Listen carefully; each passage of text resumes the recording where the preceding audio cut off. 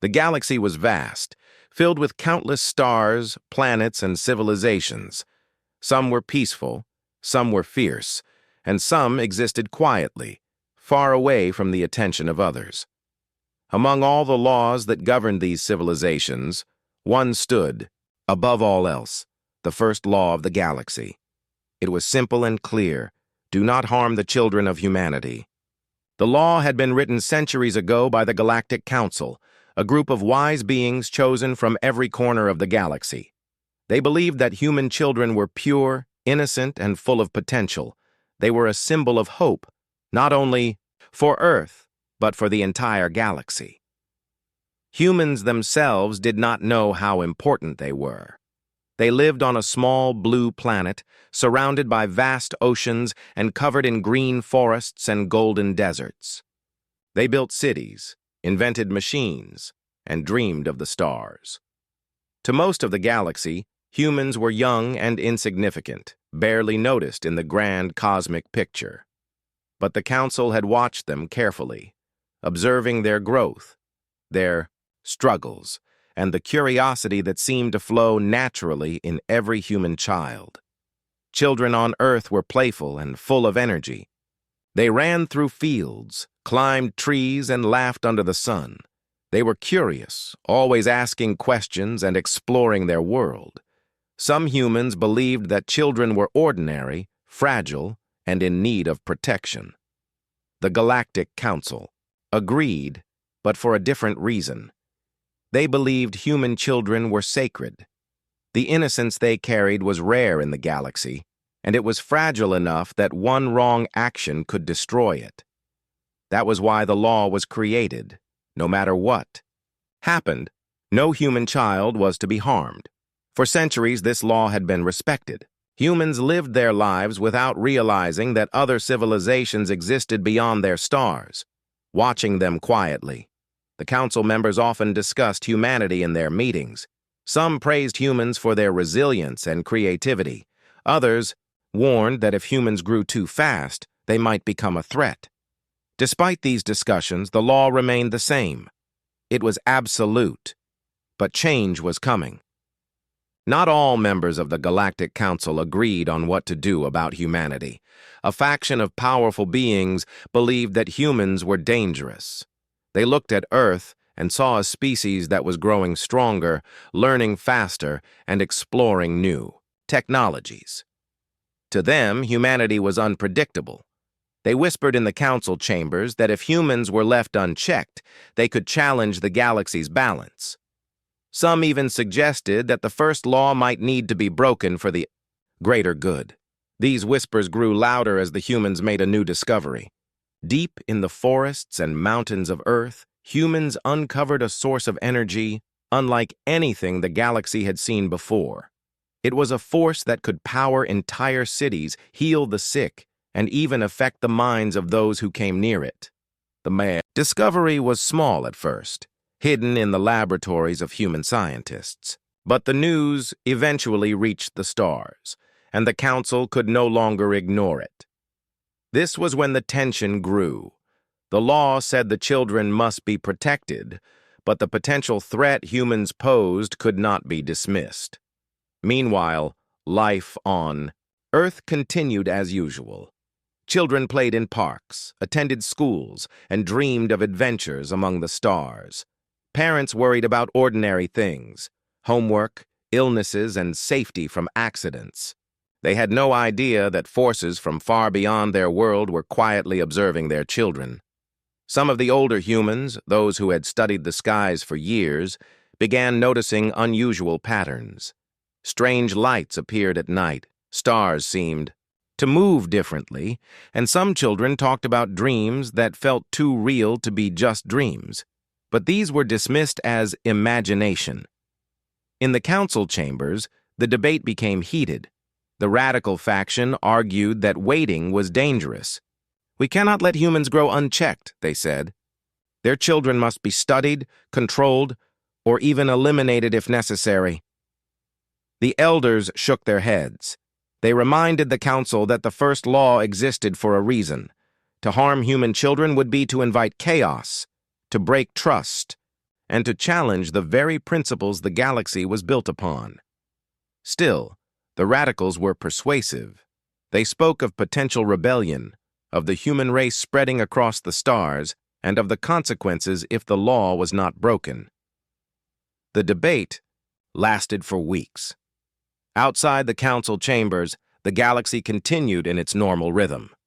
Stars burned brightly, planets revolved around suns, and civilizations lived unaware of the storm brewing in the council's halls.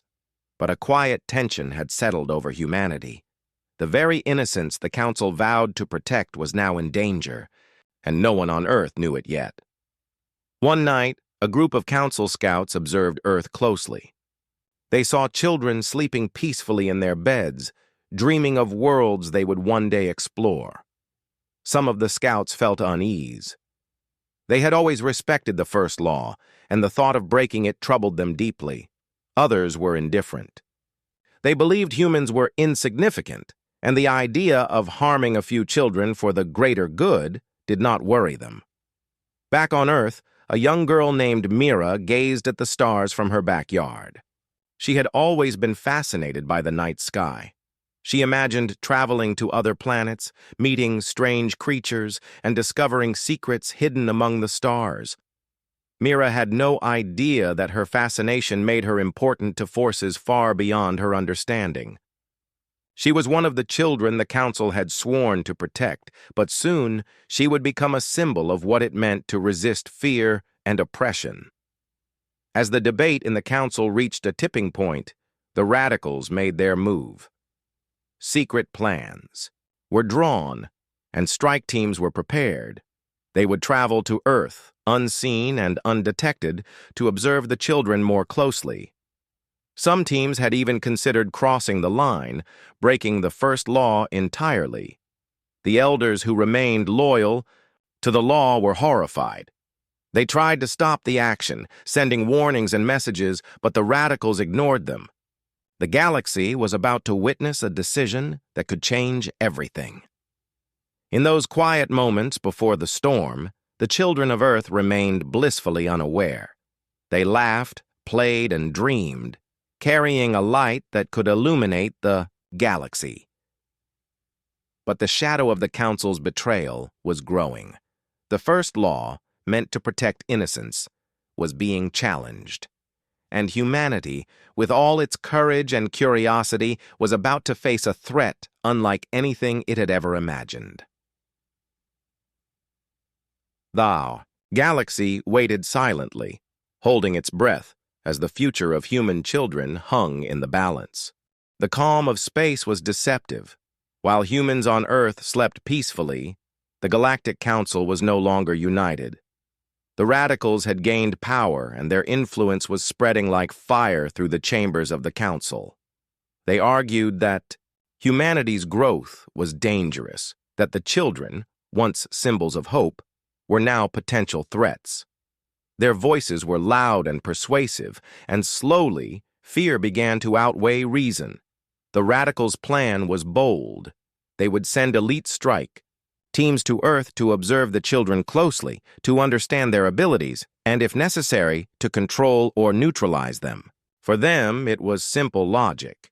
If the first law prevented action, it also prevented them from stopping a future threat. They called it a preemptive measure, but it was more than that. It was a betrayal of the law itself. Secret chambers on distant planets buzzed with preparation. Ships were equipped with cloaking devices, weapons capable of extraordinary precision, and tools designed to manipulate energy.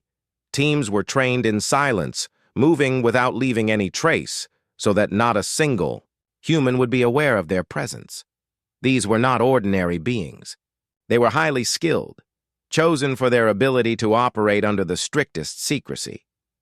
Among the council, however, a few elder members resisted. They had watched humanity for centuries and believed in the first law. They warned repeatedly that harming human children would have consequences far greater than anyone could imagine.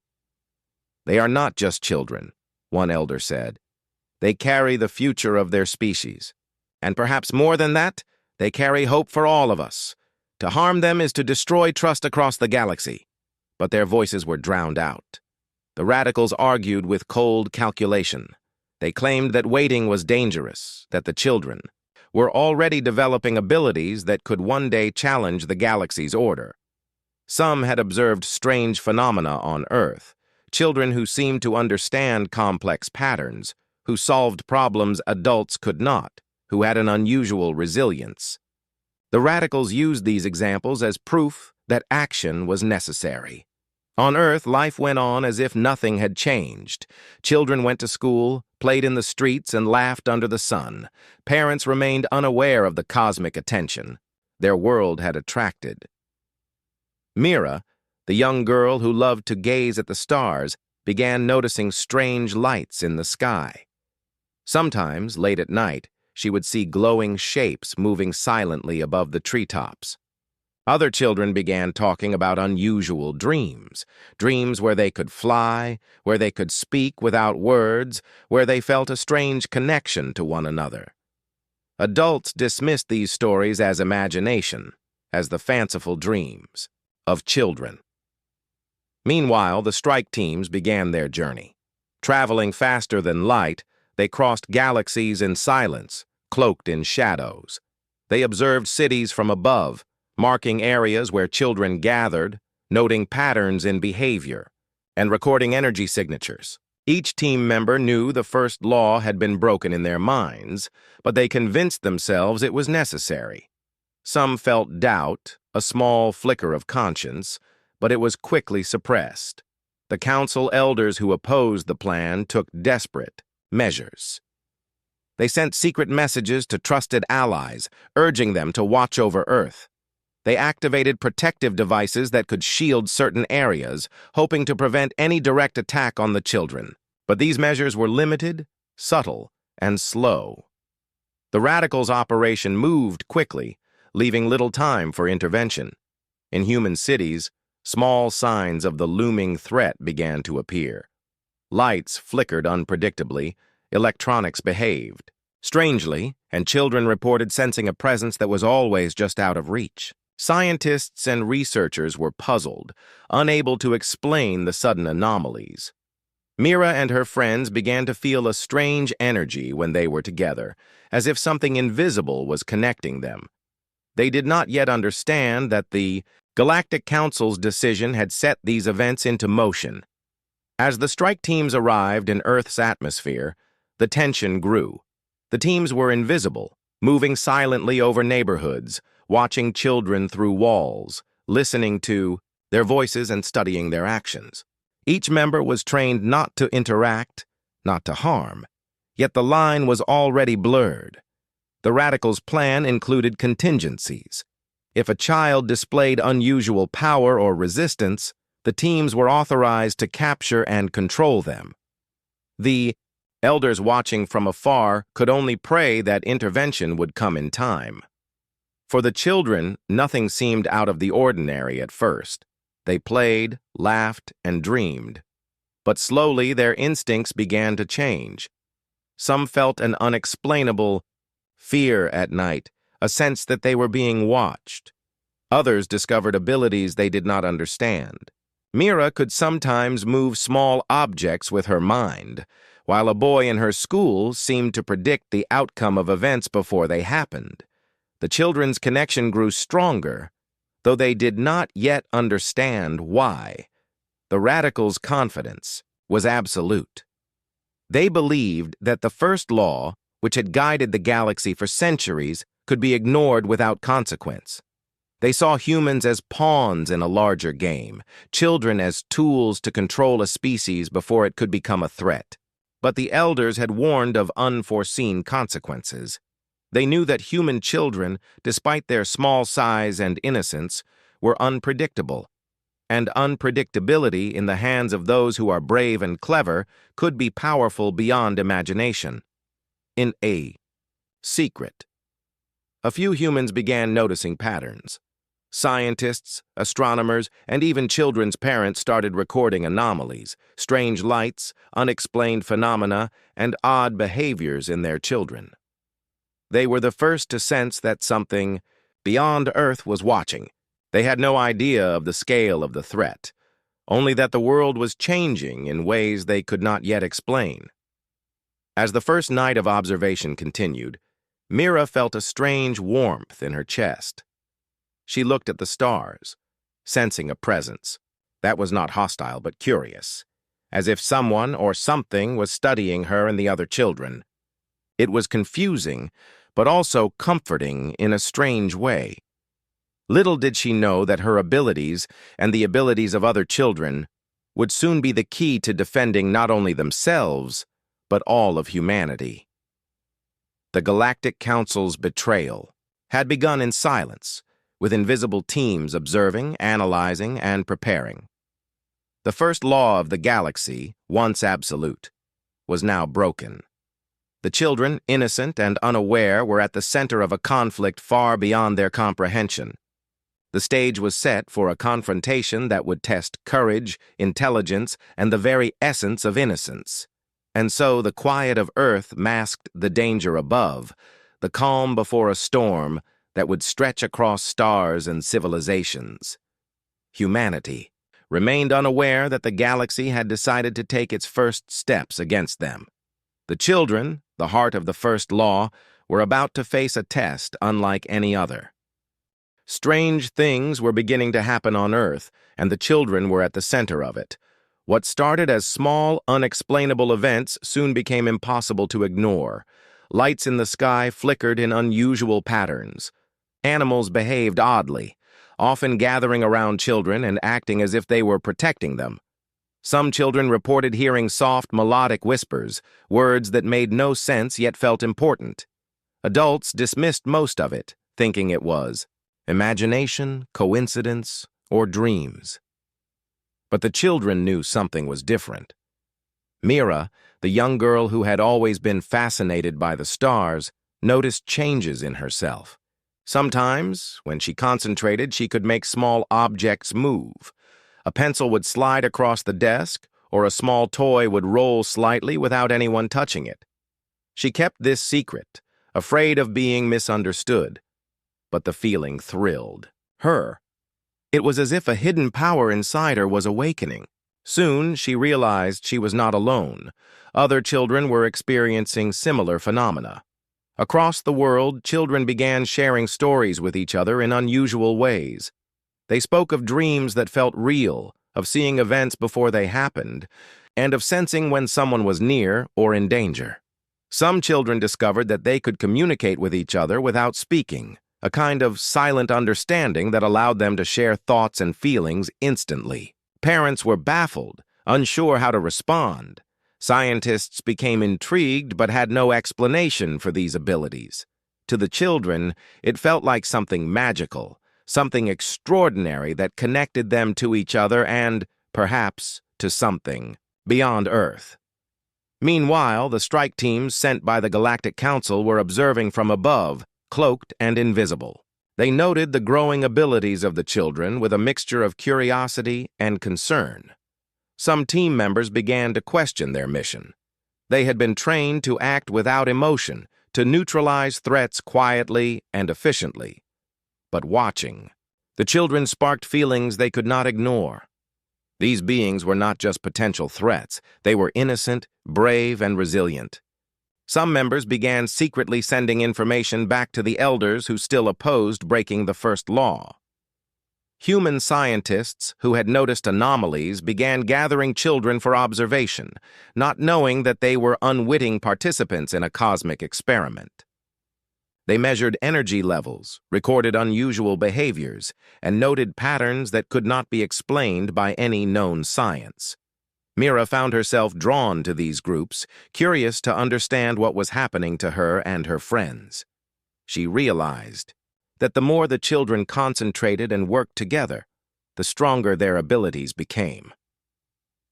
One afternoon, Mira and her friends discovered something extraordinary. While playing near a quiet river, they realized they could combine their efforts to influence the water. At first, it was tiny movements, a ripple, a small splash, but soon the water seemed to respond to their thoughts and emotions. Excitement and laughter made it dance, while fear or anger caused it to behave erratically. The children began to understand that their power grew when they were united, when they trusted each other, and when they believed in themselves. The adults remained unaware of the full extent of the children's abilities. Even the scientists who had been studying them could not explain the sudden acceleration of their powers. It was as if something larger than Earth itself was guiding them. Unknown to humanity, the loyal members of the Galactic Council were helping in subtle ways. They provided hidden knowledge, messages embedded in dreams, and small bursts of energy that strengthened the children without anyone realizing it. These actions were careful, indirect, and designed to protect the children while avoiding detection by the radical faction. As the children became more aware of their powers, they began experimenting. Some discovered they could sense danger before it happened. Others could move small objects or influence energy in their environment. A few children noticed that they could even affect the thoughts or feelings of those around them, calming fear or inspiring courage. The sense of connection between children grew stronger, forming an invisible network of understanding that crossed cities, countries, and even continents. The strike teams watched all of this silently. The radicals were growing impatient, frustrated by the children's resilience. They had expected fear and weakness, but instead they saw courage and cleverness. Their calculations had failed to anticipate the children's creativity, adaptability, and growing power. Some members began to doubt the mission entirely, recognizing that the law-breaking action might create consequences far beyond their expectations. The children were not just passive targets. They were active participants in shaping their own destiny. Mira felt a growing responsibility. She realized that her curiosity, her desire to understand, and her willingness to trust her friends were helping the children learn how to use their abilities. She began encouraging others to focus, to believe in their power, and to help each other. Slowly, a small group of children became aware that they were different, that they had a purpose, and that they might need to act to protect themselves. The innocence that the first law had been created to protect was becoming a source of strength, not vulnerability. Meanwhile, in the cities and towns of Earth, strange phenomena continued to appear. Electronics failed at critical moments, lights flickered, and shadows moved oddly, as if the environment itself was responding to the children. Adults began to notice, and some were frightened. But the children, though young, were learning to control their abilities and guide the environment safely. They were becoming aware that what made them different could also protect them and others. The loyal members of the Galactic Council communicated with the children indirectly, planting subtle guidance in dreams, intuition, and natural signs. They taught the children patience, caution, and strategy. They reminded them that their abilities were a gift, not a weapon, and that the bonds they shared with each other were the source of their true strength. These lessons were critical as the radical faction prepared to escalate their mission. By the time the radicals were ready to act, the children had already begun to organize themselves, instinctively forming networks of awareness and protection.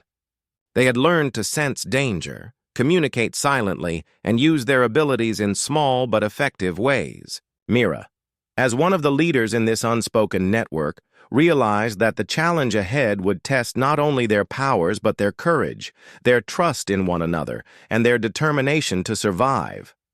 For the first time, humanity began to awaken. Not all adults understood what was happening, but the children were learning quickly. They were becoming aware that the galaxy was not distant and detached, but active, and that their innocence had placed them at the center of an interstellar conflict.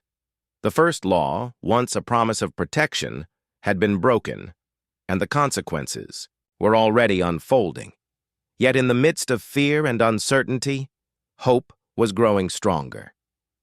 The children of Earth, once considered fragile and defenseless, were discovering their power. They were learning to trust themselves, each other, and the guidance of those who still upheld the true principles of the galaxy. In doing so, they were preparing for a confrontation that would test not only their abilities, but their courage, ingenuity, and the unbreakable spirit of innocence. The stage was set. Humanity's youngest generation, unaware of the full scope of danger, was awakening to a reality that would change their world and the galaxy forever. The first real confrontation had begun, though humans still did not fully understand it.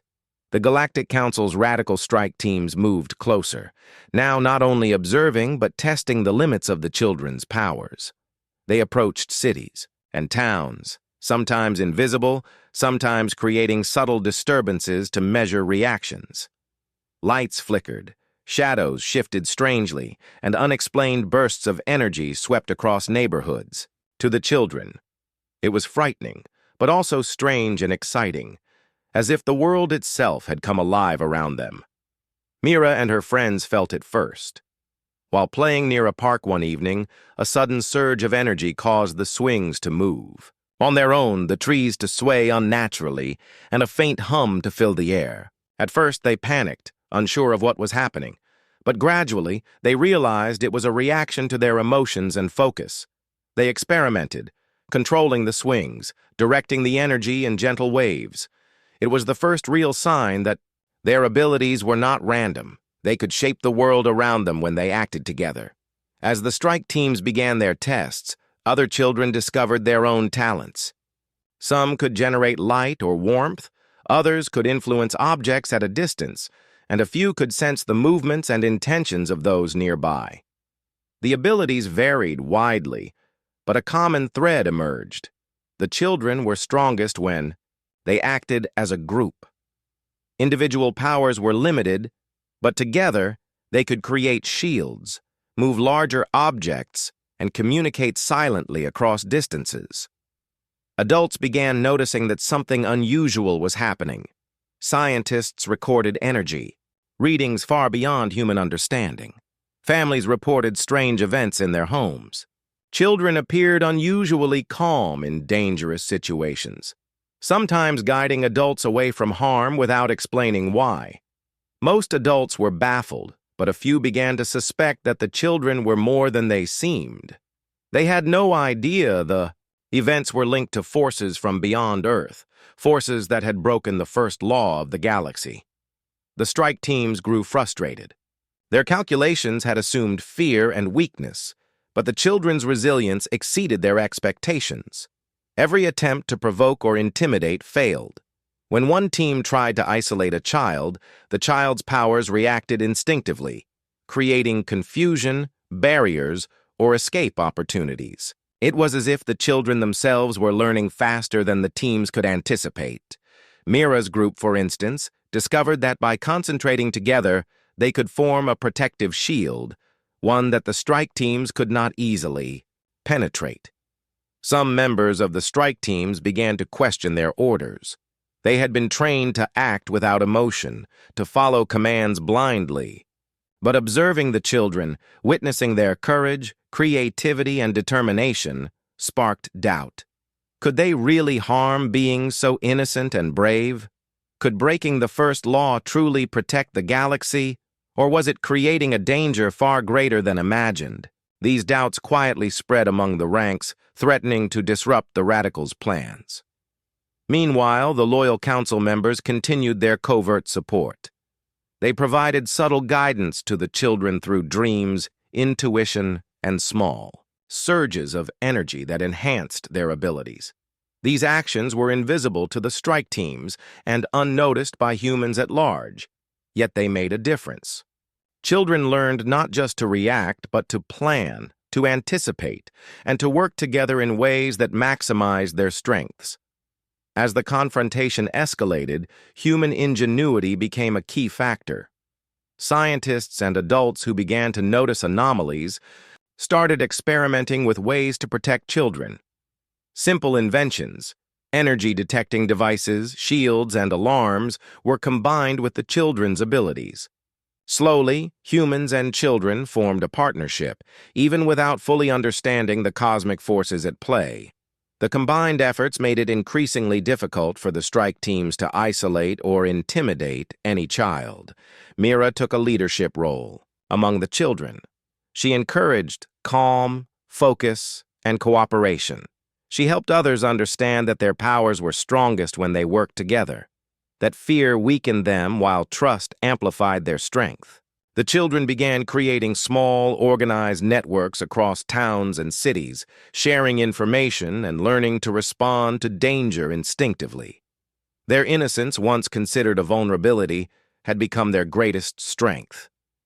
The strike. Teams tried more aggressive tactics. They attempted to manipulate energy in certain areas, to create illusions, and to isolate individual children. But the children were ready. They had learned to anticipate danger, to sense threats, and to respond in creative, unpredictable ways. One team tried to trap a group of children in a city park, but the children combined their powers, creating a protective dome that reflected energy, confusing the attackers. Objects moved, light shifted, and sound bent, making the team retreat in confusion. Human adults witnessed these events with awe and fear. They did not understand what caused them, but they felt the children's courage and power. Some began documenting the events, warning others, and preparing for potential escalation. Slowly, humanity realized that the children were not helpless. They were extraordinary. The same innocence that the first law had been meant to protect was now a source of defense, a force the galaxy had underestimated. Even within the strike teams, tension grew. Some members were inspired by the children's courage, while others grew fearful of the unknown powers they could not control. Doubt spread through the ranks, causing hesitation, mistakes, and confusion. The radicals' confidence in their ability to dominate the situation began to crumble. They had underestimated humanity, underestimated the bond between children, and underestimated the impact of innocence when combined with courage and intelligence. The battle for innocence was no longer just about hiding or defending. Children began to take initiative. They experimented with their powers strategically, creating barriers, redirecting energy, and communicating silently to coordinate responses. They learned that fear could be transformed into focus, that panic could be transformed into creativity, and that together they were nearly unstoppable. Mira and her friends became central figures, guiding smaller groups, teaching cooperation, and fostering the unity that made the children strong. For the first time, humans began to glimpse the reality beyond Earth. Strange lights in the sky, unusual energy readings, and the sudden appearance of unexplainable phenomena hinted at a much larger universe. While most adults remained unaware of the true source, the children understood, instinctively, intuitively, that they were part of something bigger, that their actions mattered, and that their courage could shape the outcome of a conflict far beyond their world. The strike teams, now facing unexpected resistance, began to retreat from direct confrontation. They realized that the children's abilities, combined with human ingenuity and unexpected support from loyal council members, made their mission nearly impossible. The radicals had broken the first law, believing that human children were weak and vulnerable, but they had underestimated the very thing that the law had sought to protect: the resilience, courage, and intelligence of innocence. By the end of this first major confrontation, the stage had shifted. The children had not only survived, they had grown stronger. Their abilities had advanced, their confidence had increased, and their networks of awareness had expanded. Humanity had begun to awaken to its potential, and the radicals had begun to understand that breaking the law had unleashed a force they could neither predict nor control. The battle for the children of Earth was far from over. But for the first time, it was clear that innocence, courage, and unity could overcome even the most powerful forces in the galaxy. Mira and her friends and all the children they inspired had taken their first steps in defending themselves, their planet, and the very principle that the first law had been created to protect. The galaxy had underestimated the children of Earth, and that mistake would echo through the stars. The conflict had reached a critical point. The radicals of the Galactic Council who had broken the first law were realizing the full consequences of their actions. The human children, once considered fragile and defenseless, had grown into a force that no one had anticipated. Their abilities were stronger than ever, their unity unbreakable and their courage unwavering. The law had been broken, but the innocence it sought to protect had transformed into an unexpected power that could not be ignored. Mira stood at the center of a small group of children, guiding them with calm confidence. Together, they had learned to combine their powers, to anticipate danger, and to protect one another. Every action was coordinated, every response carefully considered. They could sense the strike teams approaching, feel their intentions, and react before a threat could reach them. What had started as fear and confusion had become control, strategy, and mastery. The strike teams, once confident and ruthless, now faced a resistance they could not overcome. Every attempt to isolate a child or disrupt their unity failed. Objects moved in ways the attackers could not predict, energy fields formed protective barriers, and the children communicated silently across great distances. Some team members hesitated, unwilling to act against such innocent beings. Others tried to retreat, only to be guided away by the protective barriers and the children's growing command over the environment. Meanwhile, humans began to realize the true scale of what was happening. Scientists, parents, and leaders who had noticed unusual phenomena now understood that something extraordinary was unfolding. They worked quietly, helping the children by creating devices to amplify their abilities and protect them from direct attacks. Though they did not fully grasp the cosmic forces at play, their contributions strengthened humanity's resilience. Technology and innocence combined in a way no one had anticipated. The loyal members of the Galactic Council acted behind the scenes, ensuring that the children could continue to grow and learn without falling into the radicals' control. They provided guidance in subtle ways, messages in dreams, hints in intuition, and gentle bursts of energy that enhanced focus and coordination. These actions remained invisible to the radicals, allowing the children to develop their abilities while avoiding unnecessary conflict. Slowly, the balance of power was shifting. As the confrontation escalated, a final decisive event occurred. The radicals attempted a large-scale operation to capture as many children as possible, intending to remove them from Earth entirely. But the children were ready. Mira and her friends coordinated their powers, creating massive protective shields that blocked the strike team's paths. Energy surged across the landscape, bending light and sound, confusing the attackers. Trees and buildings seemed to move as extensions of the children's will, and even the natural elements, wind, water, and earth, responded to their focus. The radicals were overwhelmed.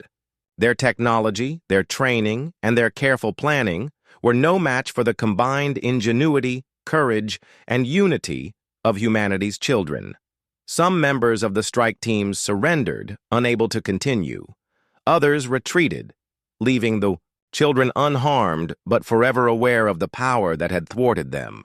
The radicals' attempt to dominate and control had failed spectacularly, and the consequences of breaking the first law became clear. In the aftermath, the loyal members of the Galactic Council moved swiftly to restore order. They called an emergency session to address the betrayal and the lessons learned. The law, once broken, was reinforced with even greater strength and clarity. Humanity, and especially its children, were recognized as a species to be respected, protected, and celebrated. The innocence that had been threatened had proven to be the galaxy's greatest asset, a force that could inspire courage, creativity, and unity across civilizations. Mira and her friends became heroes, not just on Earth, but across the stars. Their bravery and ingenuity were acknowledged by allies in the galaxy, who admired their resilience and the strength of their unity. Though still young, they had learned the value of cooperation, courage, and intelligence. They understood that power without purpose could be dangerous, and that true strength came from protecting, guiding, and supporting one another. Humanity as a whole began to awaken to its potential. The adults who had once been unaware of cosmic forces began to realize that their children were extraordinary. Communities worked together, combining knowledge, technology, and intuition to ensure that Earth remained a safe place for children to grow and learn. Humanity's perspective on its own place in the galaxy shifted dramatically.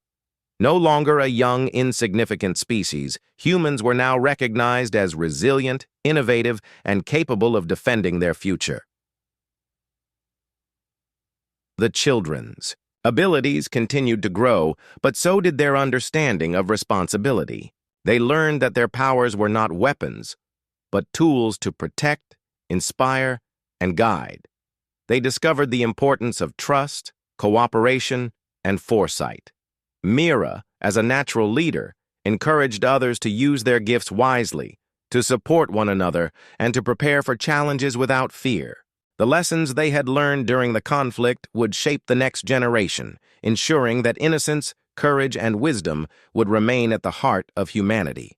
The radicals of the Galactic Council, who had once believed they could control or destroy the children, were forced to accept their failure.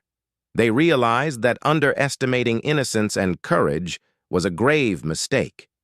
The first law, broken in secrecy, had been defended in unexpected ways, and the consequences of trying to manipulate it had proven disastrous. For centuries to come, the story of this betrayal and the children's victory would serve as a warning. Innocence is never weakness, and courage combined with unity can overcome even the most powerful adversaries. In the end, Earth remained safe, its children unbroken and stronger than ever. Humanity had survived not just because of technology or intelligence, but because of the very qualities that the first law had sought to protect: innocence, courage, and the ability to believe in one another. The galaxy had learned an important lesson. The smallest, seemingly weakest beings can possess the greatest power when their hearts and minds are united. As the stars shone above, Mira gazed upward, feeling a deep sense of hope and possibility. She knew that the children's journey was just beginning, that new challenges would arise, and that the universe was vast and full of unknowns. But she also knew that as long as humanity trusted itself, supported one another, and honored the courage within their hearts, they could face anything. The first law of the galaxy had been broken, but in the end, it had been defended in the most extraordinary way imaginable. The galaxy had changed forever, and humanity had emerged stronger, wiser, and ready to take its place among the stars.